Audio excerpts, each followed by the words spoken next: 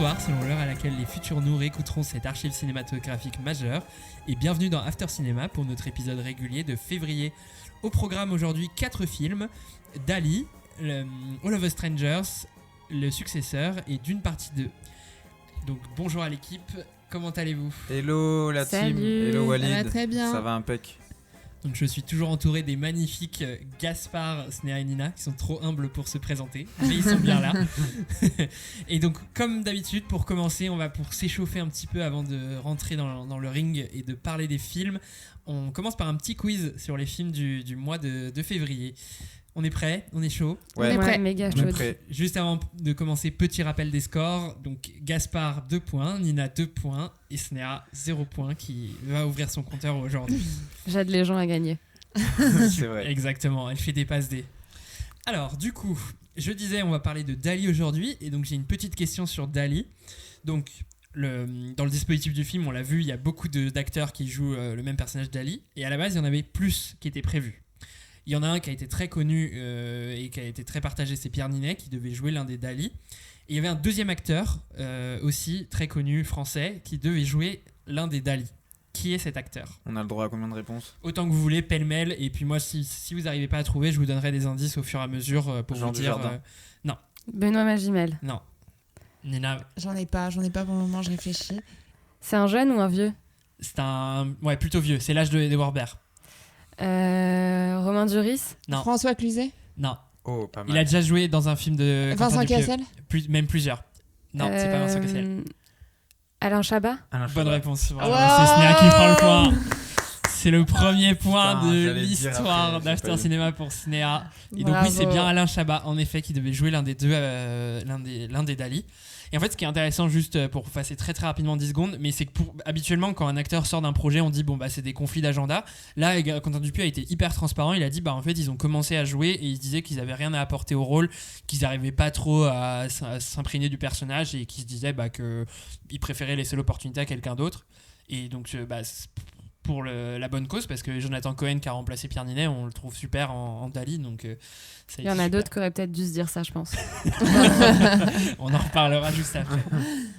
Ok, et ben voilà, c'était la question sur Dali. Vous avez été très rapide et très bon, bravo à chacun. Alors ensuite, aux questions box-office. Donc on va revenir sur le 9h des Halles, le fameux 9h des Halles. Donc là aujourd'hui je vous pose pas la question de quel film a fait le meilleur 9h des Halles parce que c'est assez évident que c'est Dune partie 2. Mais je vais vous demander à chacun une estimation du score au 9h des Halles qu'il a fait Dune partie 2, qui a fait le plus gros 9h des Halles depuis le début de l'année 2024. Alors Gaspard pour commencer.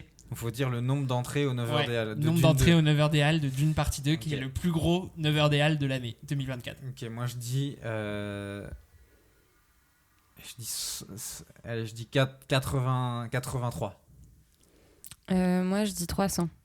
Moi, je dis 220. 80. Non, c'est Nina qui gagne. C'est 173. Donc c'est Bravo. 173 au 9h des Halles, bravo. Bravo, Nina. Donc point pour Nina. Donc ça fait 3, 2, 1. Donc voilà, donc oui, 173, c'était le plus gros score. Et au mois de janvier, le film qui avait fait le plus gros 9h des Halles, pour juste à titre comparatif, c'était Zone of Interest, qui avait fait 101. Ok. Voilà, donc il y Ah. a quand même un très large score au-dessus. Ok. Alors, question suivante. Je vois qu'on a encore un peu de temps, donc je vais la faire. Quel film sorti en février a fait le plus d'entrées ? Donc ça, je vous donne d'ores et déjà un indice, c'est pas l'un des 4 films dont on va parler aujourd'hui. Bob Marley. Oh. Ah mais oui, mais pardon, en fait, je l'ai dit hier. On coupera au montage. En fait, c'est que je pensais plus faire cette question et juste avant de dormir, elle m'a cuisiné pour faire cette question. Enfin, pour que je lui donne la réponse. Pardon, on coupera au montage. Grosse tricheuse, putain. Bon, dernière question. Du coup. Vergogne. Donc, dernière question, juste pour aller vite, vu que celle-là sera coupée au montage. Donc, dans All of Us Strangers, il y a énormément d'éléments dont le réalisateur a pris de sa vraie vie. Et il y a un truc qu'il a pris de sa vraie vie où il est allé encore une étape plus loin, mais c'est quoi ? Bah, le fait qu'il parle à des gens qui soient morts. Non, c'est un spoil du film, mais c'est pas ça.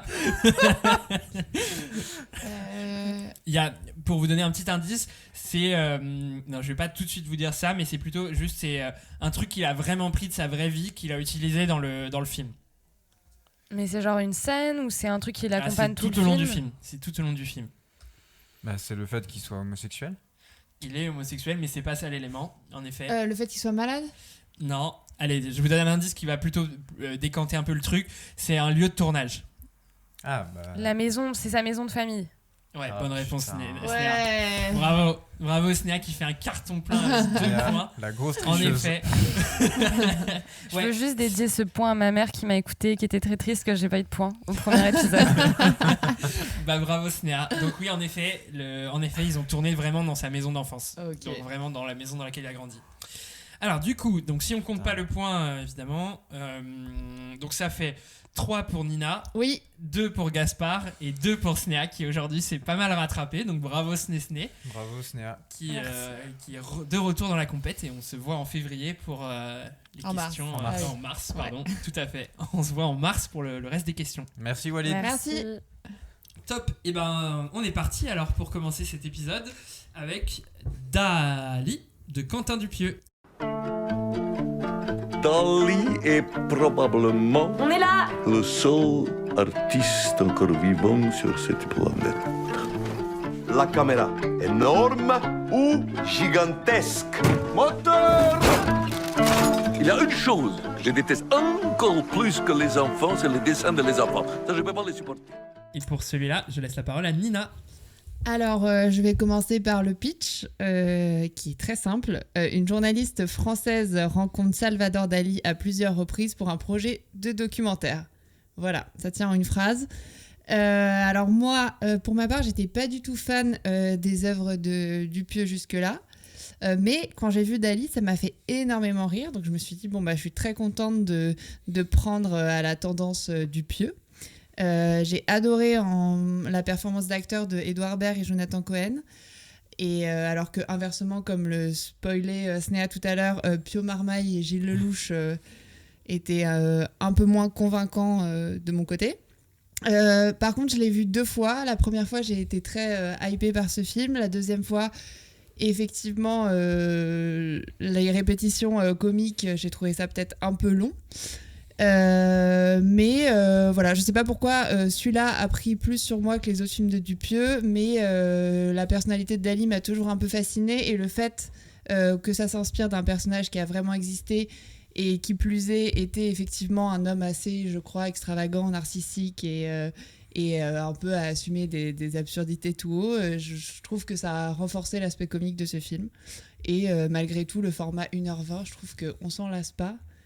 Puisque les films durent souvent très longtemps de nos jours. Voilà, je passe la parole à qui voudra. Gaspard. Moi, je voudrais rebondir sur le fait que tu te dises à l'instant que t'as pas dit ça, mais t'as dit que t'avais hâte qu'un film sorte sur ça. Mais je crois qu'à un moment, tu m'avais dit que en fait, on savait pas que Dali, il avait cette personnalité-là. En tout cas, moi, je savais pas. Et je trouvais ça trop bien, du coup, d'avoir eu l'idée de faire un film sur ça. Pourtant, je suis déjà allé au musée Dali, j'ai déjà vu des trucs sur Dali, mais je savais pas qu'il avait une personnalité tant fantasque et qu'en fait que ça soit découvert comme ça, je trouve ça hyper drôle, hyper cocasse, que personne me l'ait jamais dit ou qu'on nous l'ait jamais dit, mais qu'en fait ce mec c'était un gros déglingo et ça rend le film hyper drôle sur ce point-là. Après moi, plus globalement, j'ai pas hyper adoré, j'ai trouvé ça drôle, mais j'ai moins aimé que certains autres Dupieux, donc je vais pas m'étendre sur le sujet, mais voilà. Bah moi j'aimerais bien savoir qu'est-ce que t'as pas aimé du coup du film. Enfin, globalement, je suis sorti en me disant ok, c'était cool, j'ai rigolé, j'ai pas mal rigolé, mais j'ai trouvé ça un peu long, les gags qui se répètent sur la télé à la fin, tu vois. J'ai trouvé ça un peu long, un peu ok, bah j'avais compris quoi. En fait, j'avais été tellement hypé par le film parce que Nina, elle avait adoré. Et je me suis dit, bah, si elle l'a adoré, je vais l'adorer encore plus que j'avais adoré les précédents. Et donc, peut-être jusqu'au-delà du fait que j'ai pas aimé, j'ai peut-être été un peu déçu, surtout.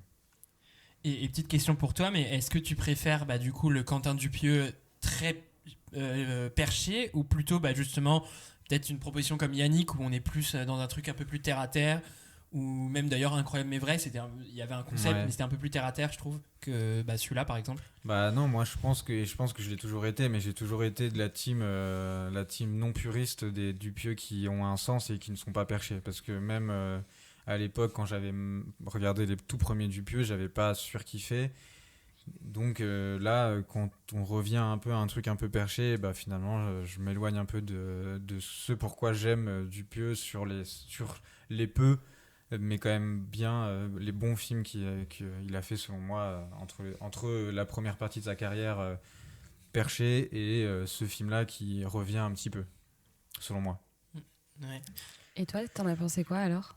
Ouais, bah j'allais juste poser une question à Nina, mais Ah, pardon, vas-y. ouais, moi je me disais du coup que c'était un peu marrant que ce soit l'un des Quentin Dupieux que t'aimes, alors que c'est plutôt un retour au perché chez Dupieux, et de comment t'expliques que ça ait fonctionné cette fois-ci sur toi, là où les fois précédentes ça t'avait laissé en dehors. Alors moi pour ça j'ai deux interprétations. La première c'est celle que je disais tout à l'heure, c'est je pense que le côté un peu de découvrir justement ce côté fantasque de l'artiste qui en plus est un artiste très connu et tout, je pense qu'il y a peut-être ce côté-là qui m'a un peu convaincue. Mais après il y a aussi peut-être un autre côté pour le coup qui est un peu moins honorable, c'est qu'il y a vraiment pour moi, j'en discutais l'autre fois, un côté mode autour de Dupieux, et je pense que je me sentais assez mal de ne pas adhérer à cette tendance. Et du coup, je me demande s'il n'y a pas une partie de moi qui s'est fait un peu prendre par cette hype et que j'ai voulu aimer, quoi. Voilà. Et vous, votre avis alors, Sna et Walid? Vas-y, je te laisse. Tu veux commencer? Je t'en prie. Juste pour rebondir sur la hype, je suis assez aligné. C'est vrai qu'il a quand même une hype qu'on peut quand même situer. Elle est parisienne essentiellement, où il remplit des avant-premières à ras-bord, et puis après derrière dans les entrées. Là, ça fait un beau 400 000 entrées, mais ça reste modeste, quoi. C'est pas non plus un gros succès public. Après, du coup, pour donner mon avis sur le film et revenir un peu là-dessus, je pense que moi je suis celui qui aime le plus Quentin Dupieux de nous quatre, où j'ai vu le plus de films de lui, etc. Et du coup, son précédent Yannick, moi c'était mon préféré, je pense, depuis le début.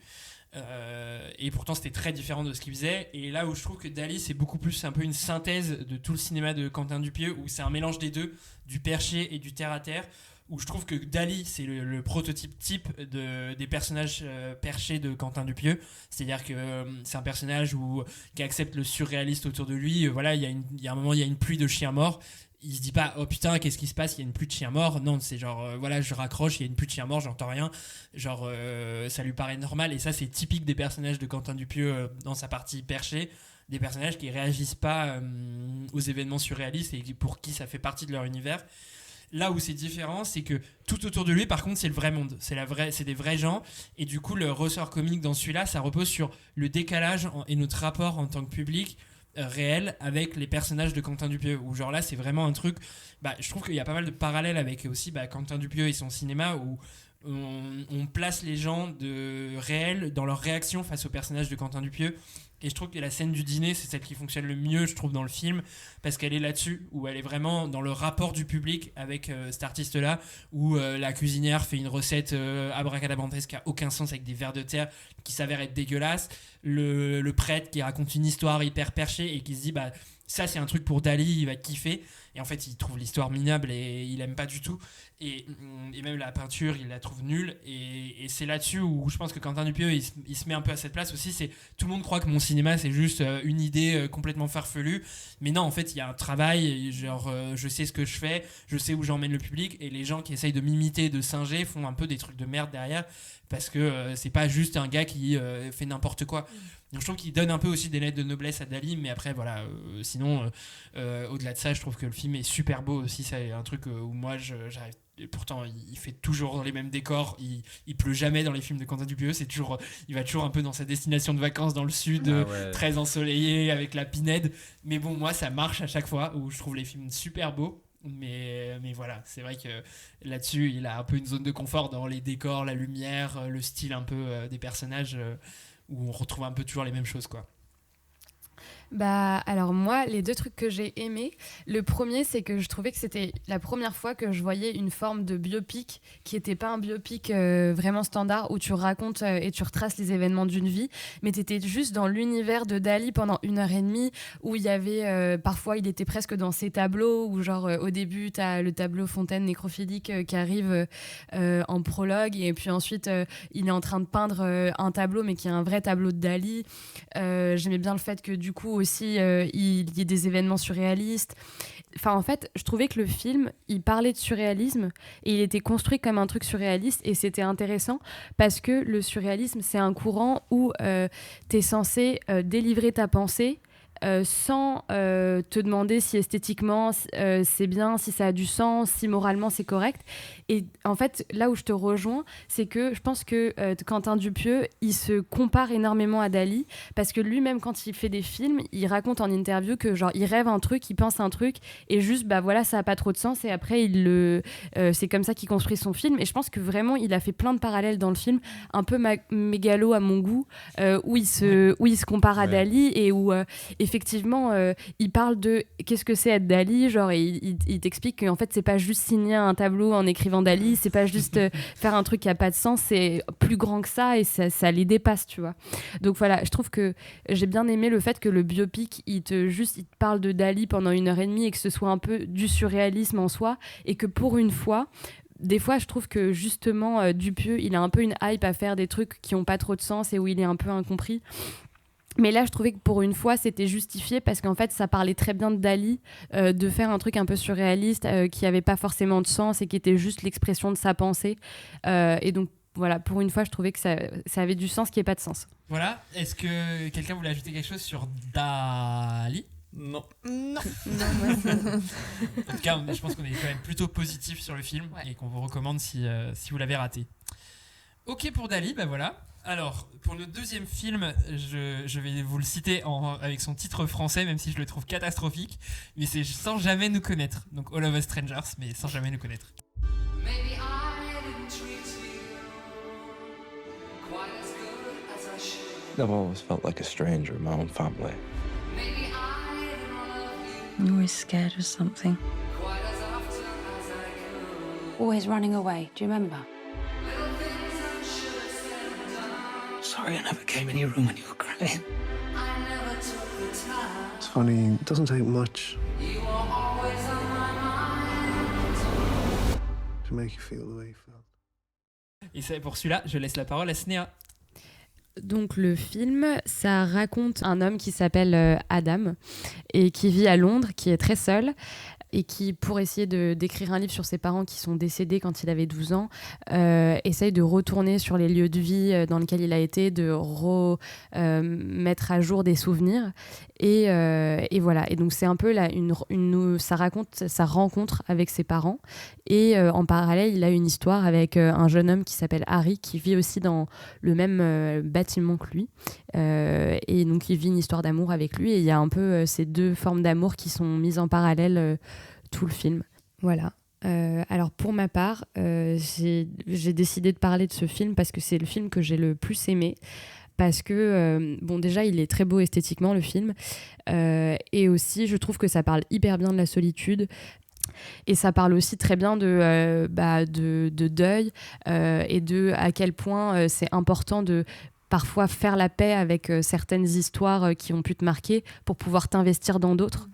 Et voilà. Et donc, tu sens qu'au fur et à mesure où il est capable de pardonner ce qui s'est passé et d'avoir moins d'attache à ça, il est capable de s'investir plus dans son histoire d'amour avec Harry. Voilà. Qu'est-ce que vous en avez pensé ? Toi, Nina, qu'est-ce que t'as pensé du film ?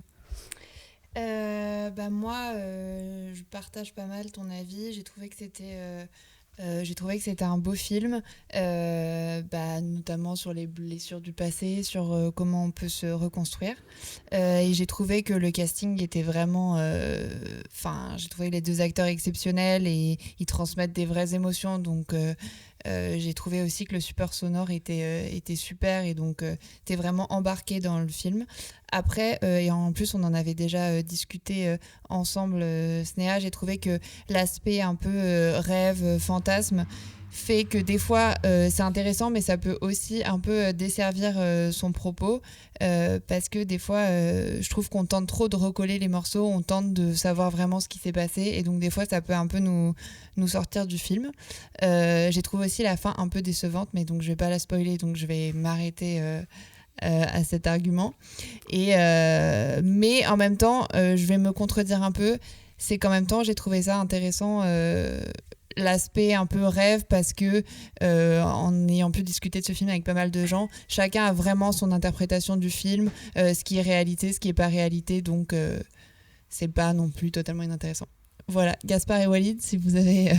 Bah moi juste pour rebondir peut-être parce que bon j'ai aimé le film, je suis peut-être moins dithyrambique que Snéha dessus et sur le point Nina sur la fin, moi sans la spoiler juste c'est un peu le truc qui cristallise mon problème un peu avec le film, c'est que j'ai du mal avec un film où sans spoiler évidemment, il n'y a pas de progression du personnage. Genre le personnage sans vraiment vous dire pourquoi, mais dans sa situation A et sa situation B qui est la fin du film, il n'a pas vraiment progressé émotionnellement. Et voilà, je vais pas en dire plus, mais je trouve que c'est quand même dommage. Le film avait une porte de sortie, et d'ailleurs l'indique très clairement de dire ça, là-dessus, tu pourrais faire ça, et ça te permettrait de progresser, on va dire, sinon je vais spoiler. Et le film le prend pas. Finalement fait un retournement qui dit finalement non, en fait ce truc de ma fin autour de mon personnage qui va lui permettre de progresser, de dire tout mon récit m'a amené à ça, je prends pas cette sortie et on continue sur l'autoroute de la tristesse pour le personnage. Et ça je trouve que c'est un peu dommage. Et ma deuxième réserve, et après je laisserai la parole à Gaspard, mais c'est juste dans un film où on m'annonçait très fortement que j'allais pleurer, que j'allais être ému, qu'elle allait briser votre cœur, enfin c'était un peu ça la promo autour du film. Je trouve que le film est un peu construit aussi comme ça, où il y a des moments où on dit voilà, là c'est le moment d'émotion, et paradoxalement c'est un film qui m'a moins ému sur ces moments-là. J'ai eu du mal à être transporté non plus totalement, parce que je me disais là c'est le moment où le film me dit ouais là tu dois être triste, regarde comme c'est triste ce que je te montre quoi. Moi, je me permets juste de rebondir très rapidement sur ce que dit Walid. C'est que effectivement, je parlais avec une personne de scénario et justement, elle disait que quand il y a une promesse de départ, c'est impossible que la fin ne soit pas raccord avec cette promesse, et ça peut être un gros problème pour le film. Et moi je trouve que là je suis totalement d'accord avec toi Walid sur ce point là, et ça fait que du coup tu risques de pas le recommander et que le bouche à oreille risque de pas marcher parce qu'en fait tu sors de la séance et t'es dégoûté, et donc je trouve que c'est quand même un peu c'est un vrai point noir pour un film, même si le reste se tient quoi. Voilà, ouais, moi j'étais dégoûté en sortant de la séance. Et j'étais dégoûté, pourtant j'ai été ému sur les moments où il fallait être ému, où on me disait d'être ému. Mais moi ça me dérange pas trop dans les films. Quand on me dit d'être ému, je suis ému, j'accepte, je suis ok, nickel. Et, mais par contre, il y a quand même des moments où je me suis un peu ennuyé. Mais souvent quand je m'ennuie pendant les films, ça me permet de regarder la beauté des films et la beauté de la réalisation et l'interprétation, notamment de l'interprétation de Andrew Scott que j'adore plus que tout, que j'avais vu dans Fleabag. Et en fait on l'a revu il y a pas longtemps avec Nina, Fleabag, et c'était la deuxième fois que je la voyais la série, et je me disais c'est vrai que cet acteur c'est quand même il est exceptionnel, et bingo il sort un film 2 semaines après. Et on était trop contents, et j'étais trop content, et au final j'étais hyper hypé par son interprétation, et ça a pas manqué, je l'ai trouvé génial. Avec la lumière j'ai trouvé ça génial. Et la fin, j'ai clairement détesté, mais ça a quand même fait de ce film un film que j'ai aimé. Et parce qu'en fait, j'ai souvent du mal à me dire, quand j'aime pas trop un film, bon celui-là j'ai quand même bien aimé, mais souvent quand j'aime pas trop un film, j'ai du mal à me dire ouais j'ai pas aimé, je vais lui mettre un peu une sale note sur Letterboxd, parce que tu peux trouver toujours des moments où tu trouves du bon travail, où tu trouves des moments où tu dis ouais là c'est vraiment du cinéma, je suis à la salle de cinéma, je vais voir du cinéma, c'est quand même très très cool. Donc j'ai souvent du mal à me dire j'ai pas aimé, c'était nul, tout ça quoi. Ouais, c'est clair.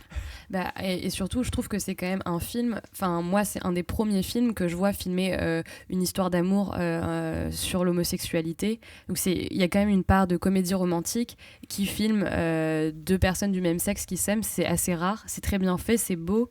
Je trouve que ça reprend les mêmes codes que les comédies romantiques qui filment des hétérosexuels, alors que d'habitude on a tendance à se dire mais non, en fait ça c'est de l'homosexualité, ça va choquer les gens, et donc pas aller sur les scènes de sexe, etc. Là je trouve que quand même c'était bien filmé. Enfin, et après je suis d'accord quand même avec Nina sur le fait que j'avais un peu oublié ce détail, mais qui n'en est pas un, mais le concept est parfois te perd un peu, et comme t'es jamais très clair sur le concept, parfois moi ça m'a un peu sorti du film d'essayer de comprendre ce qui était de l'ordre de la réalité ou de l'ordre de l'onirique, et je trouvais ça un peu dommage. Je pense que parfois ça aurait mérité d'être plus clair parce que du coup, ça nous perdait en fait. Et Ouais. moi, un dernier point sur la thématique, je discutais avec un ami homosexuel qui me disait que c'était chiant, en fait, lui, il était content justement qu'il y ait un film effectivement sur ce sujet, mais il dit, en fait, ils peuvent quand même pas s'empêcher d'en parler dans un contexte extrêmement dramatique. Et il dit, ça serait sympa quand même de, pour une fois, voir un film où il y a quand même une vision positive qui ressort du film, ce qui n'est pas vraiment le cas ici. Voilà. C'était Ouais. mon petit coup de gueule. Ouais, c'est vrai. Bah, c'est vrai que c'est souvent représenté par le prisme un peu dramatique ou même des maladies. Souvent, tu vois, il y a des super films qui ont été faits sur l'homosexualité, mais souvent, c'est un prisme un peu... c'est vrai que c'est un prisme un peu malheureux, dramatique, trop dramatique. Mais en Ouais. même temps, quand t'es une minorité, je veux dire, dans le film, il y a forcément un moment où, je veux dire, c'est pareil pour tout. Genre, quand t'es noir, il y a un moment où t'es en train d'expliquer que par A ou B, ta vie est plus compliquée que les autres. Enfin, j'ai l'impression qu'à chaque fois qu'une minorité est mise en scène dans un film ou dans une œuvre, elle n'est pas prise en tant que telle, mais elle est prise en compte et fictionnalisée par le biais aussi de cette minorité et de comment elle l'a vécu dans la société. Je trouve que c'est propre à un peu tout. Ouais, bien sûr. Ouais, c'est vrai. Après, juste pour terminer, parce que là, on explose un peu le temps sur le film, là, mais je dirais juste que je suis d'accord qu'il y a une accumulation des films qui traitent comme ça. Peut-être que celui-là, là où il a une légitimité, c'est que je trouve que c'est l'un des plus justes sur le sujet, où vraiment on sent il y a des échanges qui sont jamais caricaturaux, et peut-être qu'il y a d'autres films avant qui auraient été plus dispensables vis-à-vis de l'existence de ce film-là, qui quand même parle de cette thématique avec finesse et vraiment une grande justesse, je trouve. C'est bon, on a fini. Un dernier mot. Je pense que c'est On bon. peut passer au film On suivant. se tait à jamais. jamais. Et ben voilà pour Sans jamais nous connaître, qu'on vous conseille plutôt, juste pour conclure, mais qu'on conseille plutôt de rattraper si vous l'avez pas eu l'occasion. Et donc voilà pour Love of Strangers, Sans jamais nous connaître. Et donc pour le troisième film, on va avoir un dispositif un peu particulier, puisque on va faire une partie sans spoiler, et vu que le film est basé quand même sur un gros retournement de situation, on aura une partie spoiler. Je peux pas vous dire encore à quel point elle va être longue ou pas. Pour ceux qui n'auront pas vu le film en question, on vous recommande du coup de pas écouter la partie avec spoiler et de passer au film d'après avec le timecode, donc passer à Dune partie 2. Donc là, le film en question, c'est Le Successeur. Vous êtes en danger, monsieur? Vous pouvez parler? On brainstorm encore sur le titre. Elias Barnes, le nouveau prince de la mode. Super, Elias. Lève un peu le menton. Il va falloir faire une pause. La police est là. Et donc pour commencer, après tous ces mystères que j'ai installés, je laisse la parole à Gaspard. Et là, c'est la partie sans spoiler. Donc, je vais vous dire le pitch. Juste, donc, c'est l'histoire de quelqu'un qui s'appelle Elias Barnes, qui est québécois et qui est à l'aube de devenir un des meilleurs, un des plus grands directeurs artistiques d'une célèbre maison de haute couture en France. Et il apprend que son père, à un moment, par la police, il apprend que son père vient de mourir. Mais il n'avait plus de relation aucune avec son père depuis plus d'une vingtaine d'années. Et il meurt subitement d'une crise cardiaque. Et donc, Elias doit se rendre au Québec pour régler la succession. Et c'est là qu'il va découvrir qu'il a hérité de choses très particulières venant de son père. Et donc voilà, fin du synopsis qui dit rien. Voilà. Mais c'est un film que j'ai personnellement adoré. C'est le film 2024 que j'ai le plus aimé so far. L'idée globale du film, je l'ai trouvée super. Je me suis pas ennuyé parce qu'au début, même si c'est assez lent, j'ai un peu découvert les coulisses de la mode, même si c'est un peu cliché, j'ai quand même bien aimé parce que du coup ça fait que le début du film, tu t'ennuies pas trop. Et ensuite, quand on commence à arriver dans le sérieux, quand Elias se rend au Québec, c'est un peu des passages semi-horreur. Et en même temps, je déteste qu'on me fasse peur au cinéma. J'ai vraiment peur, quoi. Des fois, je regarde pas, mais là, j'ai tout regardé parce que je trouvais ça génial. Et donc voilà, je sais pas trop quoi dire d'autre sans spoiler parce que j'ai vraiment envie de spoiler. Je suis vraiment un malade du spoil. Est-ce que vous voulez dire d'autres choses sur ce film ? Peut-être on fait un tour de table de nos avis un peu globaux et après on passe sur la partie spoiler. Sinéa, tu veux commencer sur ton avis autour du film ? Moi, j'ai beaucoup aimé le film. J'avoue que le retournement de situation, je le trouve hyper bien amené. Et moi, n'ayant pas du tout vu de quoi parlait le film, ça m'a complètement retourné. Ça m'a fait vivre des émotions que j'ai rarement vécues au cinéma, ce qui, je trouvais, un des intérêts d'aller voir un film en salle. Bon, sur la réalisation, je ne trouve pas qu'il y a une patte artistique qui est intéressante. Tout l'intérêt, il me paraît être porté sur l'histoire. Je ne sais pas ce que vous en pensez. Ouais, Mais après, il y a un très bon jeu d'acteurs. Voilà, j'ai trouvé ça super. Alors moi, je vais faire un peu le pendant de... non, pas le pendant, mais je vais du coup être un peu à l'opposé de Gaspard et Snéha. Parce que moi, j'ai pas trop aimé. Alors effectivement, j'ai vécu une expérience de salle assez, avec peine, quoi. C'était difficile et c'était vraiment des émotions que j'avais pas beaucoup ressenties. J'ai trouvé ça trop long. J'ai trouvé que vraiment ça mettait des plombes à démarrer. Et ensuite, il y a 2 trucs que j'ai adoré. J'ai adoré le twist dont on parlera tout à l'heure et une scène d'ironie dramatique à la fin qui est vraiment assez exceptionnelle et qui relève pour moi le niveau du film. Mais j'ai trouvé que dans le scénario, il y avait quand même des grosses ficelles, que tout était assez... trop suggéré, et puis j'ai trouvé que c'était un film un peu pervers et j'ai pas moi ça n'a pas trop marché sur moi, quoi. Voilà.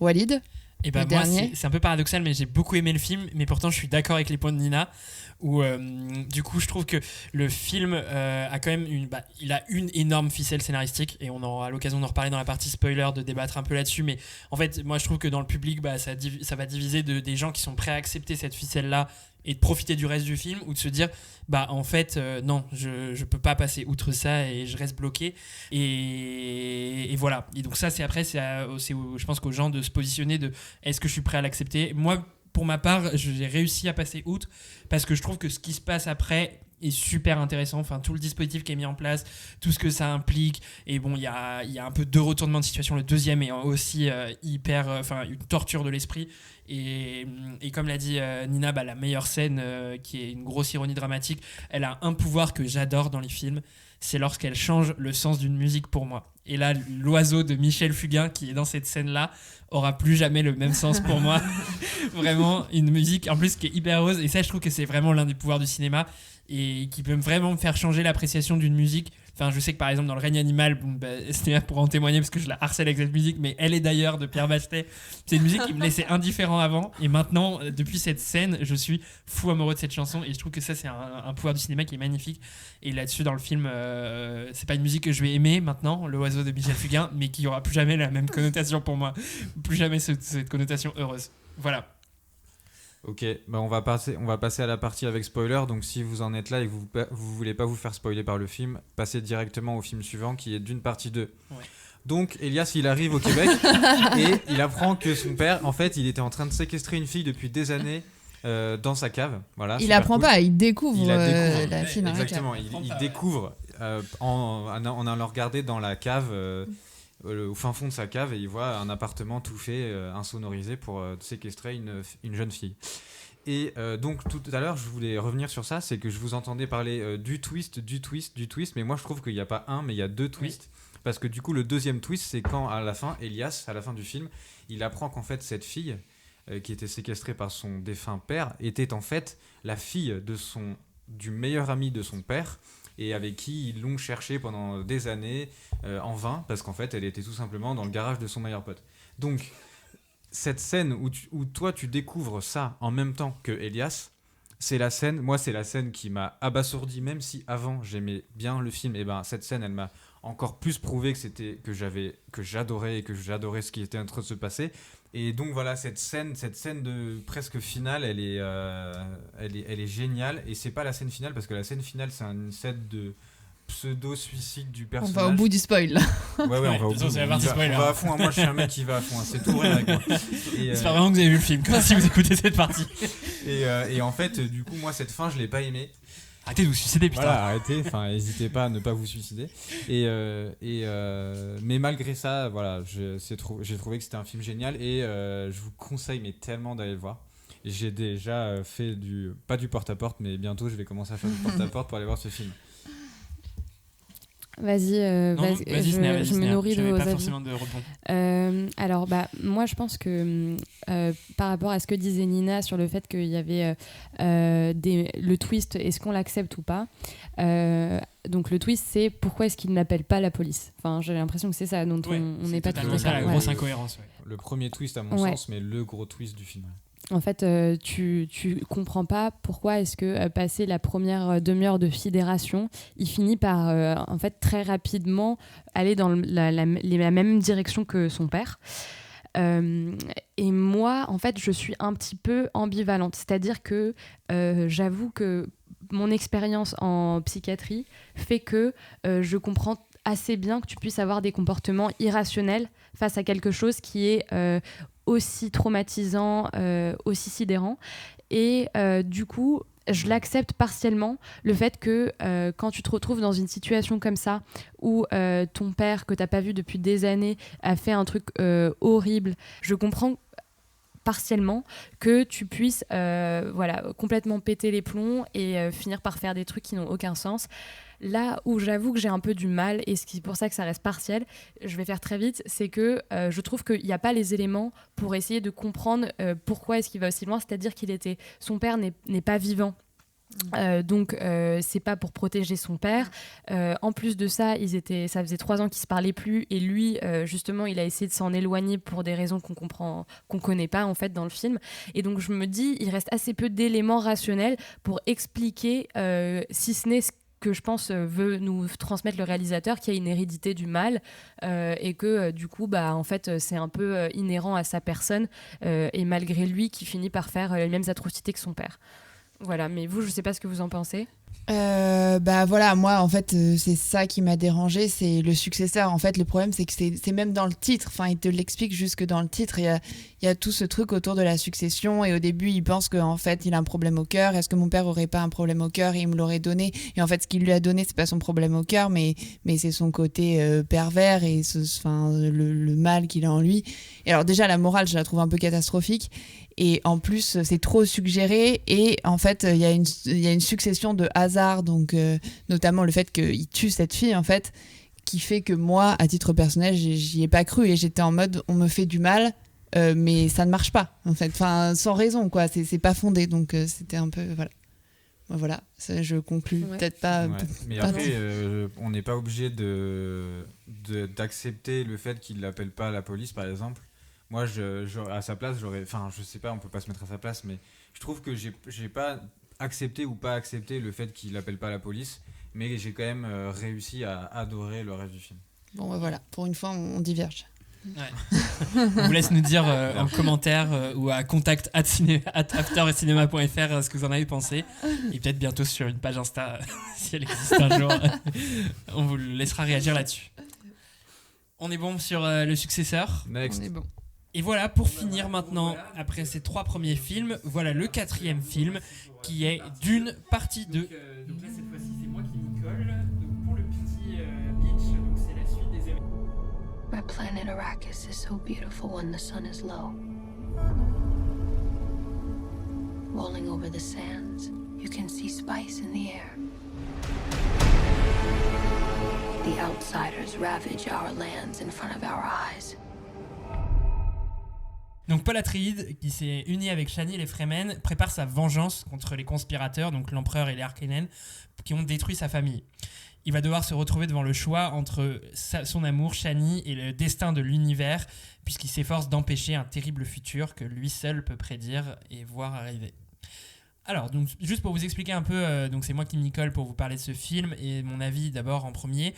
Donc pour vous parler juste d'où je me situe, j'ai adoré Dune partie 1, j'avais beaucoup aimé, et j'adore l'univers de Dune. Genre là-dessus, vu que c'est une adaptation, j'ai eu un peu de mal aussi à situer mon avis, parce que je me suis dit, en fait il y a quand même beaucoup d'éléments qui reprend du livre, et donc je peux pas vraiment les mettre au crédit de Denis Villeneuve.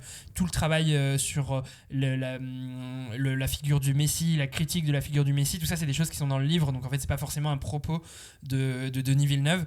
Là où par contre j'ai une nuance par rapport à Dune partie 1, c'est que dans Dune partie 1 c'était vraiment une adaptation de moine copiste, où vraiment il avait fait assez peu de choix d'adaptation et juste il avait essayé de trouver un moyen de tout traduire dans un film. Dans le 2, il y a un peu plus de choix d'adaptation où il prend des libertés par rapport au livre. Il change certains personnages, notamment le personnage de Chani. Il y a certains changements que je trouve assez brillants. Et c'est là où je trouve que le film, le 2, est encore mieux. C'est que les choix d'adaptation servent le film et subliment l'adaptation du livre. Donc vraiment, je trouve que le défi d'adaptation, il est encore mieux relevé dans le 2 que dans le 1. Et la promesse du 1 qui se terminait sur on va avoir beaucoup plus d'action, beaucoup plus de spectaculaire dans le 2, elle est tenue. Il y a vraiment il y a des scènes de bataille, juste pour expliquer un peu, donc les Fremen du coup luttent contre les Harkonnen qui exploitent l'épice et mènent une manière de batailler qui est la guérilla. Et en fait les scènes de guérilla sont super parce qu'elles sont courtes et intenses. Je sais qu'il y a certains gens qui ont été un peu déçus que les scènes d'action soient courtes et qu'on revienne vite sur ensuite les discussions, l'adoption de Paul par les Fremen, mais moi je trouve que ça marche hyper bien ce rythme là parce qu'en fait on comprend les scènes de bataille. Moi j'ai pas besoin qu'elles durent 3/4 d'heure, et notamment je sais que sur la fin certaines personnes ont été un peu déçues que ça soit pas une apothéose, mais en fait moi je trouve ça génial parce que déjà on est face à un personnage où le destin est un peu tracé, donc on sait ce qui va se passer, donc je pense qu'il n'y a pas besoin de mettre un faux suspense autour des scènes de bataille. On sait l'issue de tout ça. Et voilà, donc ce que je préfère quand même dans le film, ça reste le traitement du personnage de Paul Atreides, toute sa transformation autour du film, du passage au départ, c'est le héros type avec lequel on a grandi dans nos œuvres culturelles, les Harry Potter, les Frodon, tous ces gens qui sont des élus et qui sont censés sauver l'humanité. Là où du coup le Paul Atreides c'est beaucoup plus une déconstruction de ça et finit par être une figure beaucoup plus grise et critique de la figure du héros et du messie, et ça je trouve ça génial. Donc c'était déjà dans le bouquin, mais je trouve que c'est super bien interprété par Timothée Chalamet. Et après là-dessus j'y reviens pas longtemps, mais pour finir, le film est sublime, hein. La réalisation elle est magnifique comme pour le Dune 1, les décors sont sublimes, la musique vient sublimer le tout, et je trouve que le défi qui était hyper difficile, c'est de tourner dans le désert, qui est quand même un décor qui est hyper plat, qui est hyper répétitif, et il arrive quand même à mettre beaucoup de variations visuelles, d'effets différents, de jouer avec le sable, tempête de sable, etc. C'est un grand spectacle, un grand divertissement que j'ai beaucoup adoré. Et voilà, je vais laisser la parole à mes camarades, soit pour confirmer, soit pour nuancer un peu tout ce que j'ai pu dire. Ok, merci Walid. C'est vrai qu'on l'a vu en IMAX, ce film, on en a pris plein la gueule pendant 2h40. Et c'est ouf. J'espère que j'ai pas perdu trop de points auditifs malgré ça. Et moi j'ai trouvé ça génial de voir ce film. Je me suis pas ennuyé, mais j'ai trouvé que le niveau de l'histoire, ça m'a un peu moins hypé que le 1 où je découvrais l'univers. Et là, du coup, l'univers, je le découvrais plus. Et du coup, j'étais un peu déçu par certaines choses, notamment ce que tu disais sur l'apothéose de fin. C'est qu'il n'y a pas effectivement d'apothéose à la fin, mais du coup, moi, je trouve qu'il n'y a aucun moment où Paul il est en difficulté. Et du coup, en fait, pendant tout le film, je m'attendais à ce qu'il y ait un moment où, mais là, Paul, c'est sûr qu'il va mourir, c'est sûr. Enfin, je m'attends à ce moment-là, où tu te dis, mais là, il est tellement dans la merde. Et en fait, il arrive jamais. Et pour moi, c'est hyper simple. Il arrive tout le temps à battre tout le monde. Il bat tout le monde, même le grand méchant à la fin. Bon, c'est tranquille. Enfin, t'as l'impression que tu joues à Mario Bros et qu'en fait, c'est trop facile, quoi. Et il y a un autre point aussi, c'est que du coup, tu parlais de l'interprétation de Timothée Chalamet, mais moi, je vois pas le moment où il switch dans le film. Mais malgré ces déceptions de l'histoire, j'ai été quand même époustouflé par le paysage, par la beauté des plans, mais aussi des paysages, des décors et tout ça. Et j'ai fait une découverte, c'est que je préférais Dune à Star Wars. Voilà, je laisse la parole. Je vais enchaîner parce que je rejoins un peu Gaspard sur l'histoire. Bon, je vais commencer par le positif. J'ai trouvé que c'était vraiment incroyable. C'est un vrai spectacle. J'ai trouvé que les décors sont incroyables, les effets spéciaux aussi. Genre vraiment, on en prend plein la vue. Et à l'inverse du 1 qui était quand même plus lent, plus explicatif, celui-là, c'est super rapide. Il y a vraiment aucun ventre mou pendant 3 heures. Donc on sort de là, on est vraiment... on est rincé, quoi. On a l'impression qu'on a parcouru le désert avec eux. Par contre, j'ai juste trouvé qu'au niveau du scénario, ça manquait peut-être un peu de complexité dans les personnages. Moi, j'ai pas compris non plus trop comment Paul switch et devient méchant. J'ai eu un peu du mal. Enfin, Chani, je trouve qu'elle est toujours un peu en colère. On n'arrive pas vraiment à comprendre pourquoi.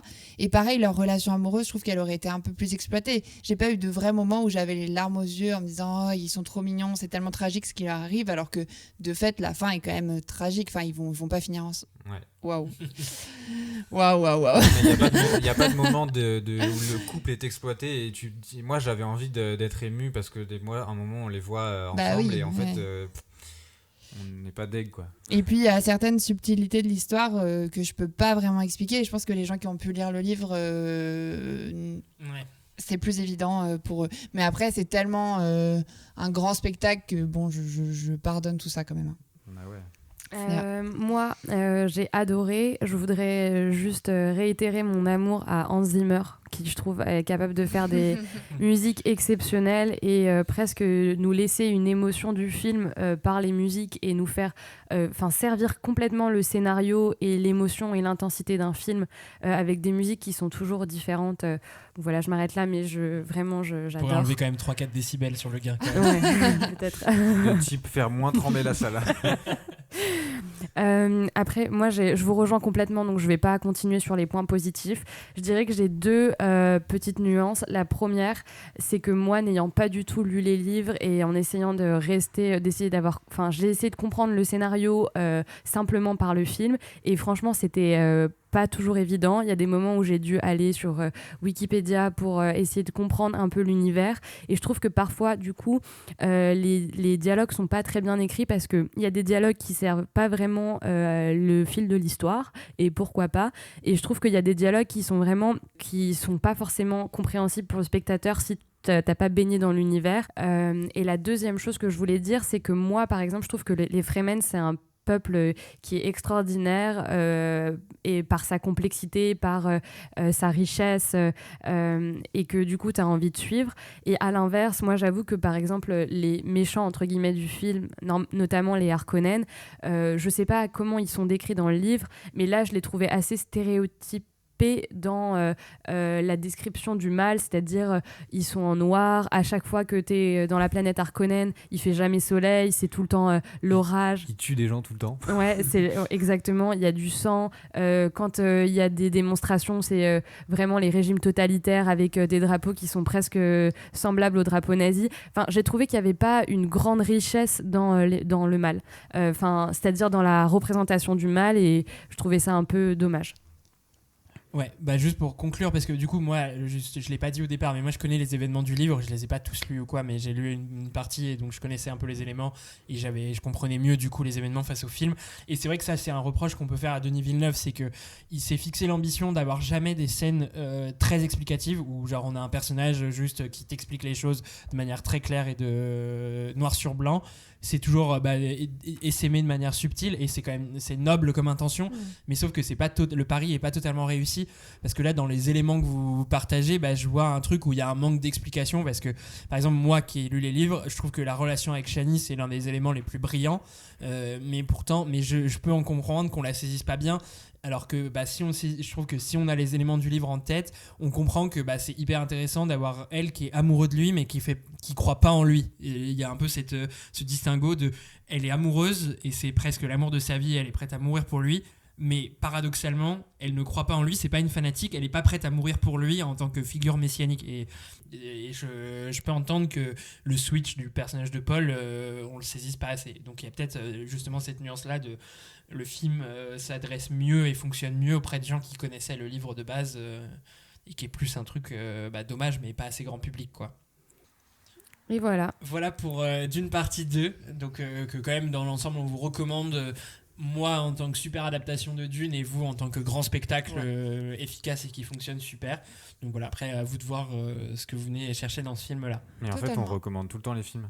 Ouais, en fait, vu qu'on c'est des films qu'on a sélectionnés parce qu'ils nous intéressaient, c'est essentiellement quand même des films où il y a au moins une des personnes qui l'a beaucoup aimé, donc c'est pour ça. Moi, je suis le premier à recommander tout le temps les films, parce que même les films que j'aime moins, en fait, je les aime quand même. C'est vrai que par exemple sur Le Successeur, c'est un peu casse-gueule de le recommander, parce que je pense que c'est un film qui divise, mais on le recommande parce que faites-vous votre avis, quoi. Ouais, voilà. Même si un film qu'on n'aime pas, allez le voir et faites-vous votre avis. On n'est pas les ayatollahs du cinéma à vous expliquer qu'est-ce qu'il faut voir et pas voir. C'est vrai, tout à fait. Voilà pour l'épisode de ce mois-ci. Si vous en voulez un peu plus, il y a un petit bonus qui va porter sur la 49e cérémonie des Césars. Donc on va débriefer ensemble de cette belle cérémonie des Césars. Enfin, ou pas d'ailleurs, si on n'est pas d'accord.